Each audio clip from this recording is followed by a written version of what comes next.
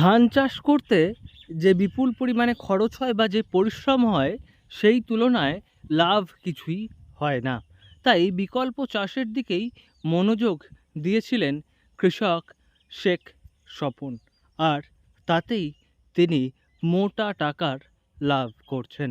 যেখানে চারিদিকে অন্যান্য কৃষকরা ধান চাষ করছেন, সেখানে তিনি চাষ করছেন সূর্যমুখী ফুলের, এবং এই সূর্যমুখী ফুল চাষ করে তিনি মোটা টাকার লাভের দিশা দেখতে পাচ্ছেন।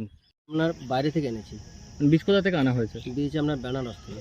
বেনারস থেকে আনা হয়েছে। চিন্তা ভাবনাটা এলো আপনার এখনকার যে দুর্যোগমূল্য বাজার, তাতে এইসব ধরনের চাষ না করলে আমরা চাষের টিকা থাকবে না, সেই জন্য এই চিন্তা ভাবনা করে করেছে। 1 হেক্টর চাষ করেছিলাম।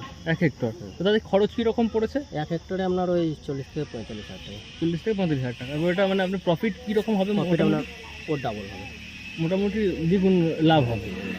আর এমনি লেবার দেওয়া বা রক্ষণাবেক্ষণ? লেবার দেওয়া আপনার কম, রক্ষণাবেক্ষণও খুবই কম, আর এর মানে কীটনাশকও খুব কম। বুদবুদ এলাকার বাসিন্দা শেখ স্বপন, তিনি বিগত বছরে প্রথমবার সূর্যমুখী ফুল চাষ করে ব্যাপক লাভ পেয়েছিলেন। তাই এবারও তিনি সূর্যমুখী ফুল চাষ করেন। প্রায় 1 হেক্টর জমিতে তিনি এই সূর্যমুখী ফুল চাষ করেছিলেন এবং এখন তিনি সেই ফসল ঘরে তুলছেন এবং সূর্যমুখী ফুল থেকে সেই বীজ সংগ্রহ করা হচ্ছে।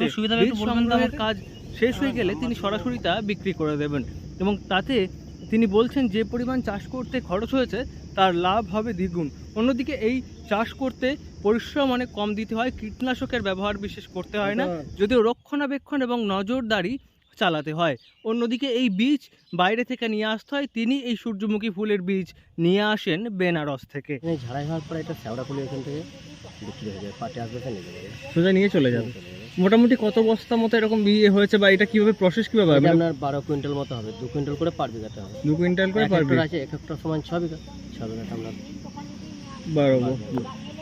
আচ্ছা বলছি এই বীজটা আপনার ওই ফুল ধরার পরে 3টে রোদ দিয়ে ওকে শুকানো নিতে হবে। শুকানোর পরে ঠেসার একটা গাড়ি আছে, সেই গাড়ির মাধ্যমে বীজটা মারা হয়ে যায়। আচ্ছা, তারপর এই বীজটা তারপর তেল তৈরির জন্য ব্যবহার হয়। আচ্ছা, যে ফুলগুলো সেগুলোর কোনো ব্যবহার থাকে না? সেগুলো ফুলটার কোনো ব্যবহার থাকে না, ফুলটা দেখতে একটা দারুণ সৌন্দর্য।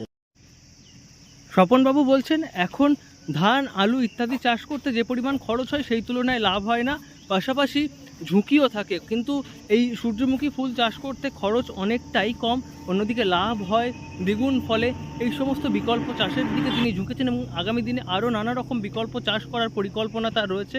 এবং তিনি বলছেন যে এই ধরনের সূর্যমুখী বা ভুট্টার চাষ করার জন্য তিনি তার প্রতিবেশী কৃষকদেরও উৎসাহিত করবেন, তাদেরও সহযোগিতা করবেন, যাতে করে কৃষকরা ভালো মাত্রায় লাভের দেখা পান।